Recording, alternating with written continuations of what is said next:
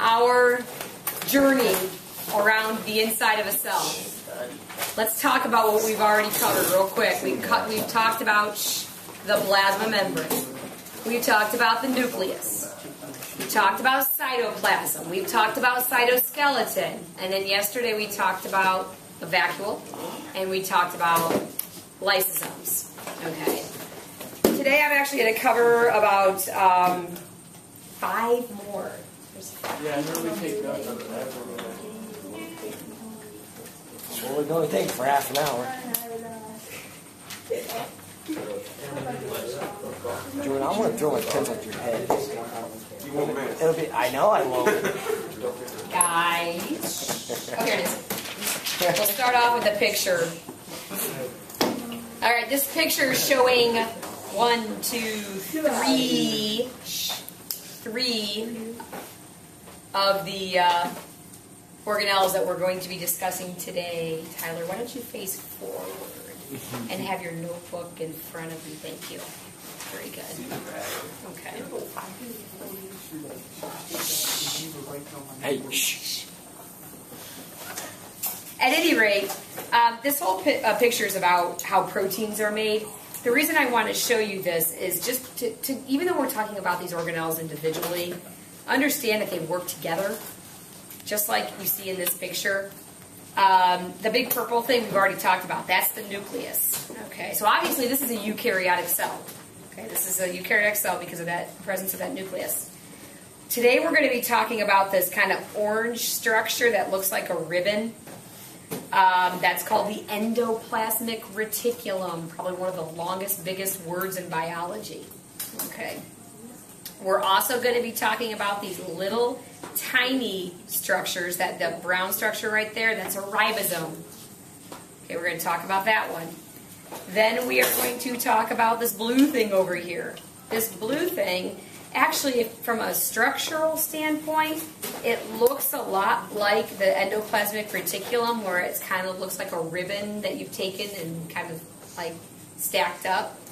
Except you can tell the Golgi apparatus, that's what it is, by the way, it's a Golgi apparatus. It's different because it's kind of free-floating. The endoplasmic reticulum kind of stays close to the nucleus. It kind of latches onto the nucleus. But the Golgi apparatus, even though it looks the same, is kind of free-floating all in the cytoplasm. So, all right, we're going to talk about the endoplasmic reticulum, ribosomes, Golgi apparatus, to start off with. So let's mosey on through it. Let's talk about a ribosome. All living cells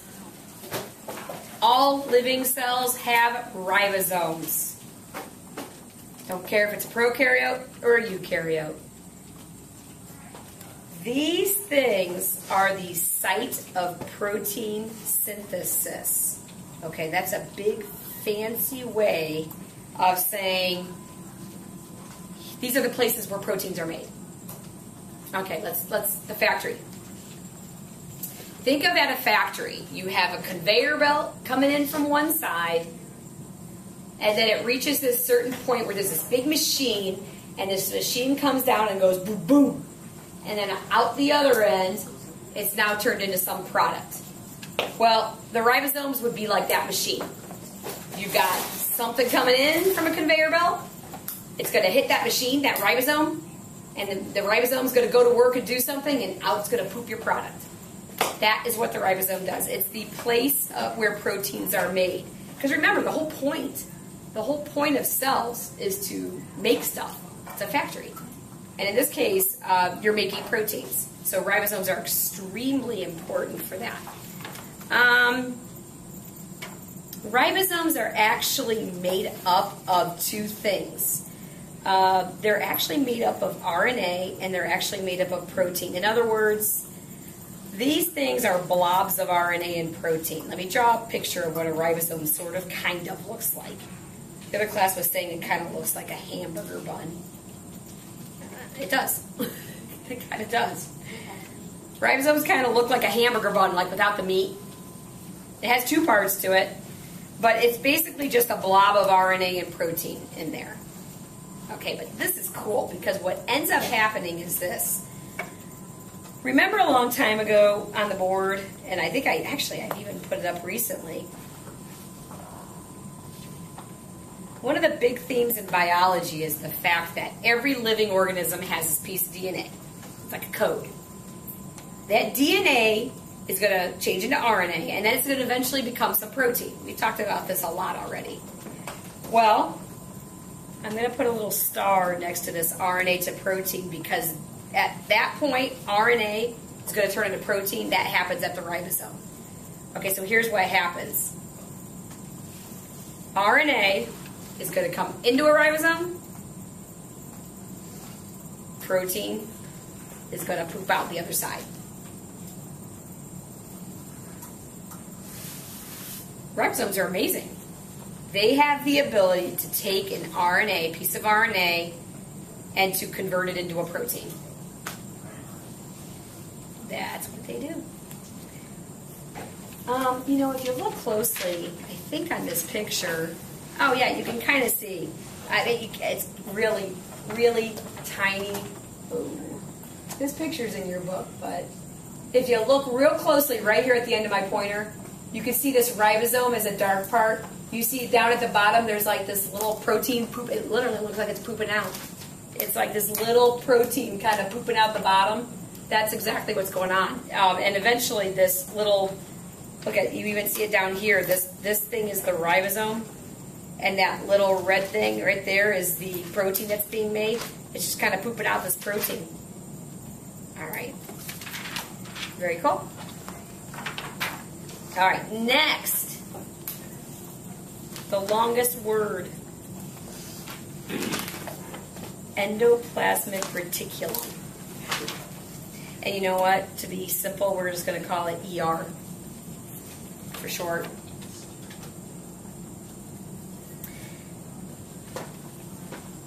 I like to think that this thing is like a highway system. I guess, that conveyor belt. We talked about this factory having a conveyor belt. You had this, ribosome, which is the machine press. It's going to poop out a protein, and then that protein is going to continue on the conveyor belt. Well, that conveyor belt is pretty much what the endoplasmic reticulum is. It's a highway system. It moves things away. It moves substances away. You actually have two different types of endoplasmic reticulum. There's smooth ER and there's rough ER. They each have different jobs. Smooth ER makes all the lipids that you will possibly need in a living organism. It's a lipid maker. It's a fat maker. Okay? Believe it or not, guys, when we eat fat, we don't use that fat in the same form. It has to get broken down by our digestive system and built back up into fats that our body does use. Remember, we already talked about a very important place that you find fats in our bodies. All those plasma membranes, all of those membranes that surround every cell in our body needs to be made up of those phospholipids. Well, our endoplasmic reticulum, our smooth ER, makes them.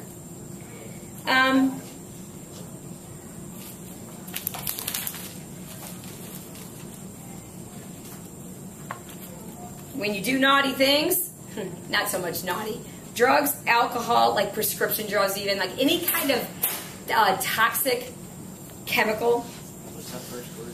Detox. Smooth ER has the ability to detox these drugs, make them safe. In other words, it'll break down alcohol and drugs and all these other substances. That's what detox means. Basically, it breaks them down to a form they're not so nasty. Okay. Kind of a side note. I don't have a movie for this, multiple sclerosis. Anybody ever heard of multiple sclerosis? It's a disorder. I guess that's probably more. What do you? Well, oh, yeah. I guess I don't know what the word multiple means in that sense. I should know that. Anyway, what this disorder is, it's a. And I don't have a movie, but it's a neurological disorder. Basically, that means it affects your nervous system, your nerve cells. I don't know if you guys realize this. Every nerve cell in your body is surrounded by a layer of fat. That fat acts like insulation. If your nerve cells didn't have this insulation around it, the messages in the nerve cell wouldn't be able to go as fast as they do. In other words, if I have my hand next to something hot and I touch it, the nerve cells are sending a real quick message to my brain and back to get my hand away. Half the reason that message can be sent so quickly is because my nerve cells have this insulation around them that's made up of fats. People with multiple sclerosis, they have issues with their smooth ER. So their smooth ER is not able to make these fats. They're not able to make these fats that surround nerves. So their nerve impulses, the signals don't get through fast. They don't get through clearly. Basically, they're kind of jumbled up. So people with multiple sclerosis have issues with motor functions a lot because of that. Okay. Rough ER. Rough ER has a slightly different job. By the way, the reason it's called rough, because these ER have ribosomes attached to it. Has ribosomes attached. That's what makes it rough. Okay, and the rough ER acts more like the highway system. Helps transport newly made proteins through the cell. It's a highway system. The endoplasmic reticulum highway system. It's all fine and great to make these proteins, but it does no good if those proteins are just going to sit inside the cell and do nothing. You need a way to move them around. The endoplasmic reticulum does that. Helps do that. Okay, moving along to the Golgi apparatus. All those newly made proteins and all those newly made lipids are going to eventually make their way to the Golgi apparatus, and I'm going to call the Golgi apparatus a UPS station. Like the people who drive the Bratton trucks, or like a post office. Okay? Because here's what happens. All those newly made proteins and all those newly made fats need some fine-tuning. They need to be packaged up. They need to be sorted. They need to be slightly modified, okay, before they're ready for shipment. So they need to make a pit stop over at the UPS in order to do that. So what the Golgi apparatus does, it sorts, it packages, and it modifies substances. What I mean substances like protein and lipids. When you go to the UPS station, you'll take your package over there. Maybe you didn't have it boxed yet. You'll take it to the post office. There you can put it in a box. You can add the peanuts to keep it safe. They'll put it in a box. They'll tape it all up. Bam. Now it's ready to go. Then the post office takes it and they ship it to where they need to go. Maybe it needs to go in that direction. Maybe it needs to go in that direction. That is all the job of the Golgi apparatus. Sort, package, and modify. All right. And finally, last overhead. 2 more organelles.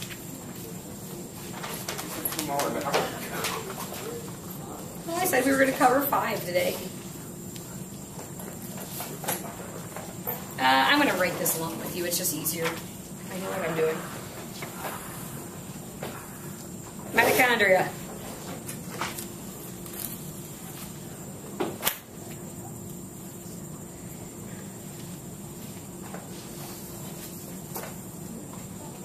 Oh, by the way, I didn't mention it, but sorry, I'm going to put this one back up. Endoplasmic reticulum,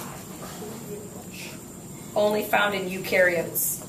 Golgi apparatus, only found in eukaryotes. Sorry about that, guys. You might want to add the fact that in both the Golgi apparatus and endoplasmic reticulum, only eukaryotic cells have them. Ribosomes, everybody has them. All of the cells have it. Mitochondrion, I'll write it out. When I say eukaryotes, that's what I mean. Eukaryotes only. Remember, those are the cells that are more complex. Okay. Mitochondrion would basically be the power supply.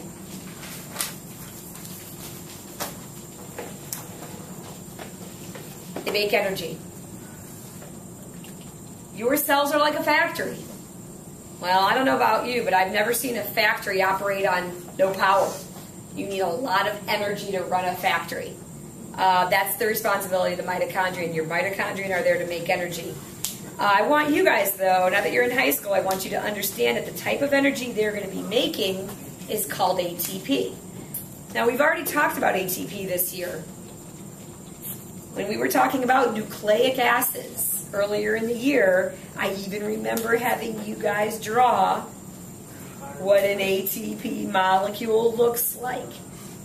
Okay, remember you had 3 of these little phosphates, a little sugar house, and a little base over here. In other words, go back in your notes. You already have that in there. That's ATP. That's what these mitochondria are going to be making. Okay, let me draw a picture of a mitochondria. That's supposed to be a box. It's representing a molecule. The one in the middle is supposed to be a house. That's supposed to represent a sugar because this sugar is a 5-sided sugar. This is a molecule that's called a base, and these are the phosphates. Okay? There's 3 of them because you have triphosphate. I know. All right. Anyway, the reason I wanted to bring up ATP again because the whole job of your mitochondria is to make ATP. Okay, I'm going to draw a picture of a mitochondria. Mitochondria are kind of special. They consist of this little organelle with both an outer membrane and they have a really cool looking inner membrane that's all squiggly. Has lots of folds in it. Shh. Inner membrane.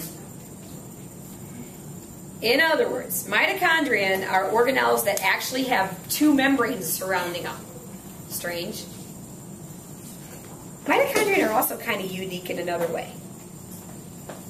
They actually have their own sets of DNA inside of them. Okay, no other organelle has little pieces of DNA inside of it. Well, one more does. I'll get to that in a minute. Anyway, mitochondria are kind of special because, number one, they are the powerhouse of the cell. They're making this ATP, this energy that's going to be used to do a bunch of things in the cell. Number 2, they have this 2 membranes that surround it. Plus, it has its own DNA. Inside of mitochondria is a process that's called cell respiration, that we're going to talk about in more detail in a couple chapters from now.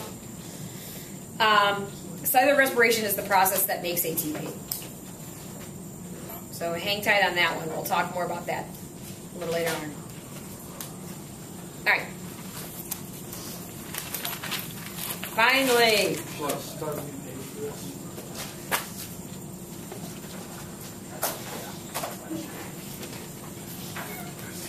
Okay. Eukaryotes only. But, and I'm going to put a big but there. Eukaryotes only have chloroplasts, but not every eukaryote is going to have a chloroplast. Only plants, only algae, and some protists. Believe it or not, some organisms out of the protist kingdom do have actually a chloroplast. All right, let's draw a picture. Oh, by the way, I should probably tell you the main job of chloroplast up here above it.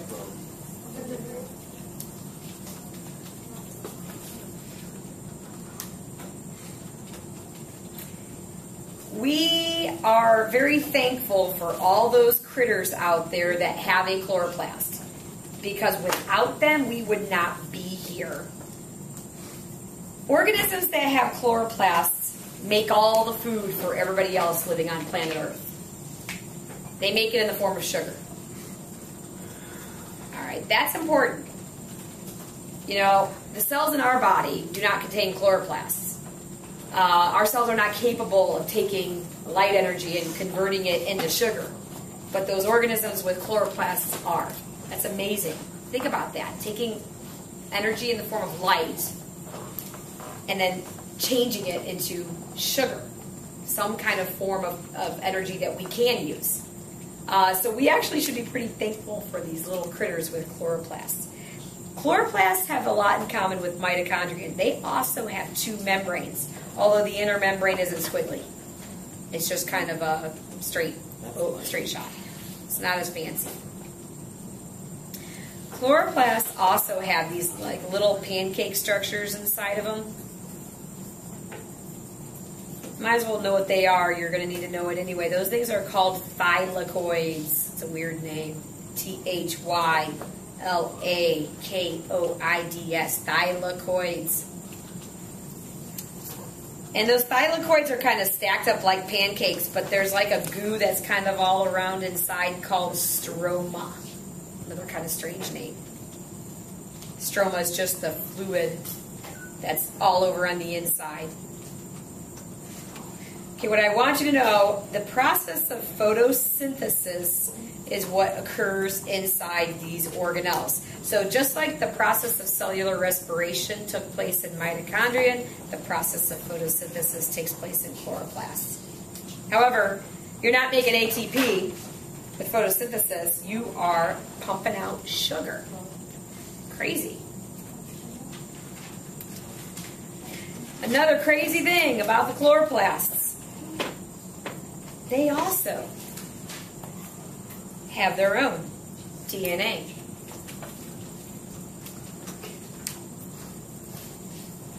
Pretty crazy. It's almost like these little organelles they're almost kind of like little cells themselves. They contain their own genetic material. They have a lot of stuff inside of them. We'll talk a little bit more about that tomorrow. All right. Questions? No. Okay, I finished early for today, so you guys have about 7 minutes to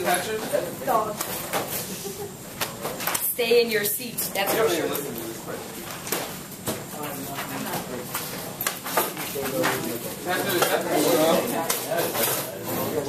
The lab, I can't wake up. You said you were out. I saw. Do not use it anymore. At this point, it's dangerous. I know, yeah, it's like,